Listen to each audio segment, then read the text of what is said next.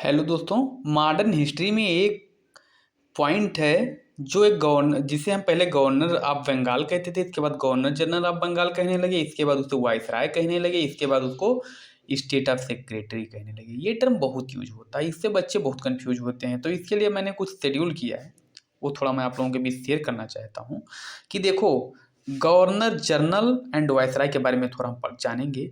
देखो, Warren Hasting जो था उसका वो पहला गवर्नर ऑफ बंगाल हुआ था। इसके बाद में उसी को प्रमोट करके गवर्नर जनरल ऑफ बंगाल कर दिया गया था। ठीक है, तो जब ये वारेन हेस्टिंग का टाइम पीरियड जो है वो 1773 से लेकर 1785 तक ये governor of Bengal and governor general of Bengal रहा है। इसकी टाइम में कुछ इंपॉर्टेंट वर्क हुए हैं, वो वर्क इस प्रकार है। नंबर एक, इसके टाइम में रेगुलेटिंग एक्ट 1773 आया था। इसके बाद में इसी के टाइम में वो जो पिट्स इंडिया एक्ट 1784 आया था, इसी के टाइम पीरियड में आया था। एशियाटिक सोसाइटी ऑफ बंगाल 1784 में इसी के टाइम पीरियड में बनी थी। उधर रोहिल्ला वार ऑफ 1774 इसी के टाइम में रोहिल्ला वार हुआ था। इसी ने एबोलिश्ड किया था डुअल सिस्टम इन बंगाल। ठीक है, और इसी के टाइम में जो है डुअल सिस्टम इन बंगाल से क्या हुआ था, खत्म हुआ था। और जेम्स अगस्त हिक्की जो बंगाल गजट एक पेपर आया था उसके संपादक थे, और ये फर्स्ट इंडियन न्यूज़पेपर पब्लिश्ड हुआ था, प्रकाशित हुआ था 1780 में। इसी के टाइम में वारेन हेस्टिंग ही के टाइम में ही क्या हुआ था, फर्स्ट एंग्लो मराठा वार 1775 और 82 तक, 1775 से लेकर 82 तक लड़ा गया था। और जो फर्स्ट एंग्लो मराठा वार को मतलब शांत किया गया था, मतलब ट्रीटी की गई थी, उस ट्रीटी का नाम था सालबाई ट्रीटी, जो 1782 में हुई थी। सेकेंड मैसूर वार जो हुआ था, ये सब वारेन हेस्टिंग के टाइम पीरियड में ही है अभी तक। जो सेकेंड मैसूर वार हुआ था वो 1780 से 1784 के बीच हुआ था। और जो कलेक्टर आज जो डीएम की पोस्ट है वो वारेन हेस्टिंग के टाइम में ही जो डीएम की पोस्ट है उसका फॉर्मेशन हुआ था।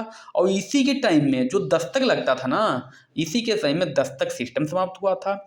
इसने ही इंग्लिश ट्रांसलेशन जो भगवत गीता का है, चार्ल्स विल्किंस ने जो भगवत गीता है इंग्लिश में ट्रांसलेशन इसी के टाइम में किया था। वो कौन थे?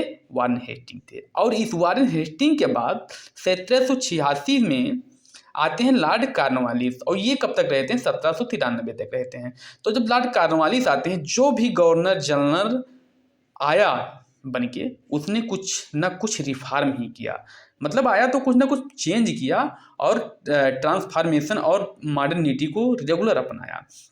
जब ये आते हैं 1786 से 1793, तो इन्होंने क्या किया, एबोलिस्ड, इन्होंने क्या किया, establish lower court and appellate court. जो ये लोअर कोर्ट होता है ना, डिस्ट्रिक्ट कोर्ट वगैरह वगैरह, अपील करने का कोर्ट, इसको क्या किया इन्होंने, फॉर्मेशन करा, इन्होंने इस्टेब्लिश करा, इन्होंने बनाया।